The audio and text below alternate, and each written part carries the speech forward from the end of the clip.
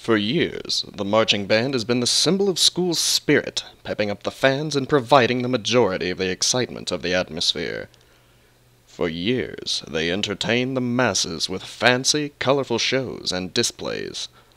But that all changed when the ESPN nation attacked. School spirit. It's always been a staple of athletic events. The football team, the basketball team. There's always a special kind of air to a university event that really draws the crowd in. Stadiums would fill up to see the team play. Parades. Pep rallies. The student section would get rowdy. The bands would play until their lips fell off. With the rise of televised games, surely the school spirit would be broadcasted for the entire world to see, and the bands themselves would get national prominence and recognition.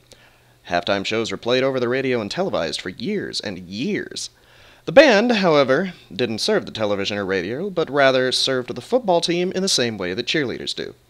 Just better. Maybe not as pretty, but definitely better. We're here to pump people up, make them get into it, make them sing the words to the fight song whenever it's played. Over the last 2 decades or so, however, there's been a major change in the role of the band. As ESPN and other sports broadcasting outlets, such as Fox Sports, etc., rose to prominence, national television coverage of primetime games grew. 60-minute football games grew longer until we have nearly 4-hour spectacle show that we do today. Since you could see the games on TV, there was little to no point to coming to the games anymore. The game day atmosphere sort of diminished. As the action slowed, so does the fan involvement. That's why the games are always the most hyped during the opening kickoff and the end, if it's a really close game. With the exception of third downs, the crowd just sort of dies during the middle of the game. That's where the cheerleaders and band stepped in. Or used to, anyway. One side effect of television exposure was the need to fund it. Schools paying TV stations paying schools. Football games slowly became less about the pageantry and more about the dollar. And the band suffered. And ultimately, so did the student population.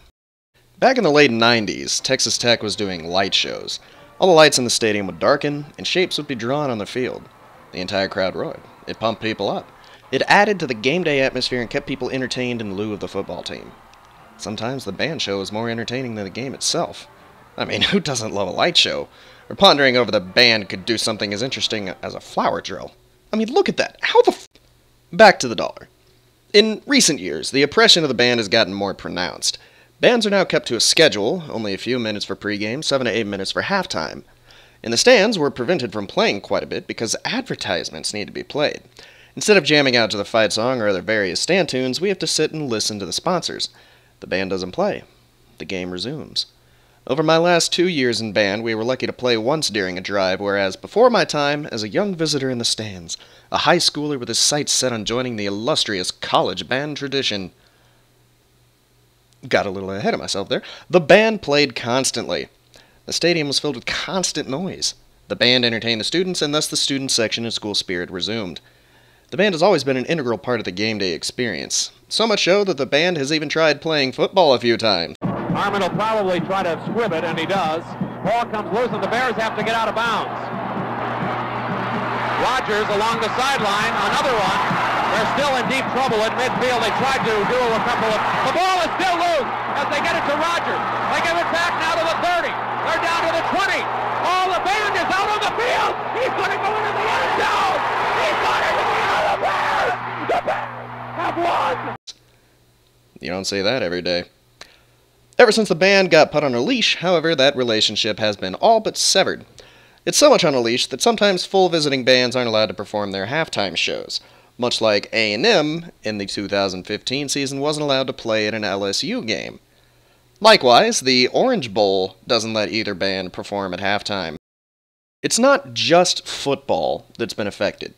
Basketball's been affected by advertising and broadcasting. Until the director demanded changes and less advertising, the basketball band hardly played any pregame. It suffered from the same affliction college football is suffering currently. The flow of the game, the continuity is gone. It's hard to keep up the energy. He waved the flag of popcorn some moments ago. Right there. He is my MVP tonight. It's beautiful. I mean, he's got the still hat working. This is moments ago. He wanted that popcorn. and he was going to enjoy every last kernel of that sucker. You have an oxygen tank around here? I may need some.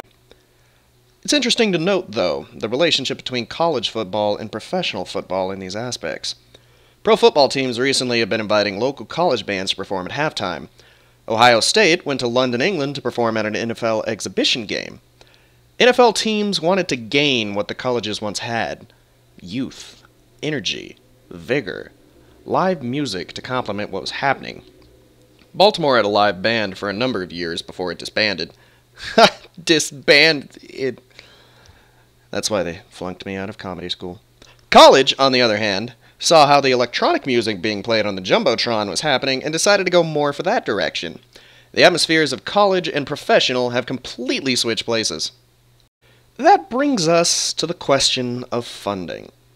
There's no getting rid of broadcasting. No matter how much we may beg, they won't show the bands at halftime. But as the dollar continues to run the game, one must pose the question: who's benefiting more?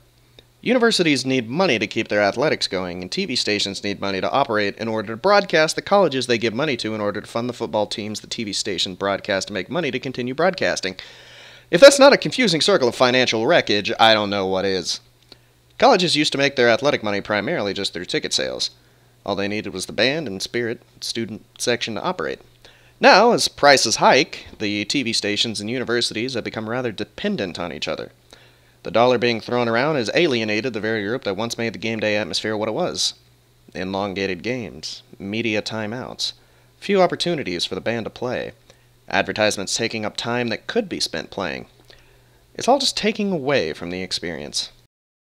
At this point, the two are so dependent on each other that getting rid of TV broadcasting would get rid of funding, killing off the athletics department in a matter of time, despite making the game day atmosphere better. Meanwhile, accepting more money from broadcasters for more screen time would put the band and student section in an even worse position than before, ruining the game day atmosphere and potentially driving people away, which would make them lose money. I don't have a good solution. I think we just kind of have to accept things the way they are now. The band has a diminished status and role in the games. Sports broadcasting lengthens time and saps energy out of the fans. The game itself is still exciting when being played, but outside of the action, we've gotten more humdrum than before. I don't have an answer for this. What I do know, however, is that if this trend continues, the band may become irrelevant. Games may just be played for their own sake and lose the entertainment value they were meant to have. But as long as the broadcasters and colleges make money, it doesn't matter what happens, right?